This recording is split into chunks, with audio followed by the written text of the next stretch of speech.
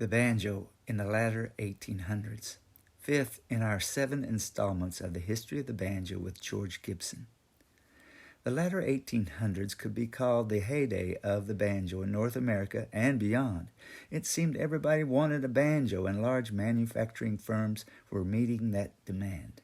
Banjos for women, banjos for men, banjos for performers, both women and men, banjos for Ivy League glee clubs, plectrum banjos for jazz bands, banjo compositions for three-finger guitar-like method, banjos in the theater, banjos in the parlor, bass banjos, piccolo banjos, tenor banjos. A true flowering of the banjo in a variety of forms emerged in the latter half of the 1800s. Now join George Gibson as we explore the American banjo experience.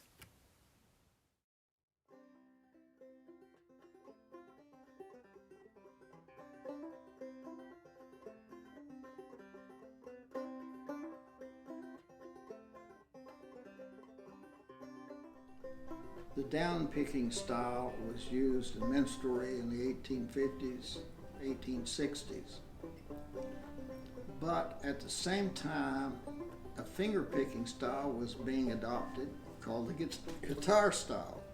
It was the three-finger style. Now, at that time, a lot of women studied music.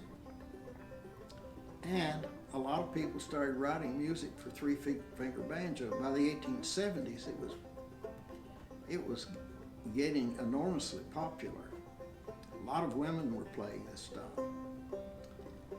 It was not a style that was designed for dancing. By the 1880s and 1890s, this was adopted by college students. Colleges everywhere had glee clubs with banjo clubs, and they were playing the three-finger style because there was sheet music written for it. It was promoted by such people as S.S. Stewart, the banjo maker in Philadelphia, who had a magazine he published for years, beginning, I think, in the early 1880s into the late 1890s, promoting playing by note, that is, reading music and playing this music. Now, in the late 1800s, a lot of women played banjo on stage. The most well-paid performer in the 1880s was a lady from California, Lotta Crabtree, who was just referred to as Lotta. She danced, played the banjo on stage. She played a down-picking style, which is good for dancing. Lots of other ladies played, such as Patty Rosa. They were immensely popular. But by the 1890s, the three-finger style of banjo had become so popular that in the 1880s, the banjo was fretted. That is, a new fretted banjo was developed to accommodate three-finger picking. And by the 1890s, you had ladies playing on the stage, three-finger style, and traveling all over. You had virtuosos such as Fred Bacon playing this style. He even toured in the South in the teens and early 20s.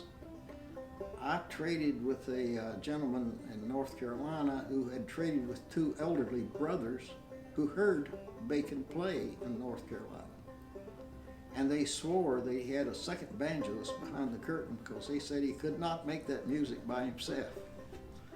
But Bacon played three-finger. He was a virtuoso. He played all over the fingerboard. Yeah, I have a painting from 1887 of Patty Rosa sitting in a flowing blue dress with white trim, white lace, and a bonnet, and holding a Chicago banjo. She was very popular in the 1880s, and she played all over, even in the South, in such places as Asheville, in Kentucky, in Tennessee, out west, even in England. In the 1880s, a black banjoist from New England named Horace Weston became popular. He was promoted by S.S. Stewart.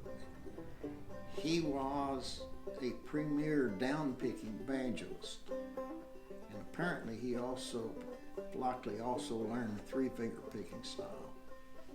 And he was one of the virtuosos of the 1880s into the 1890s.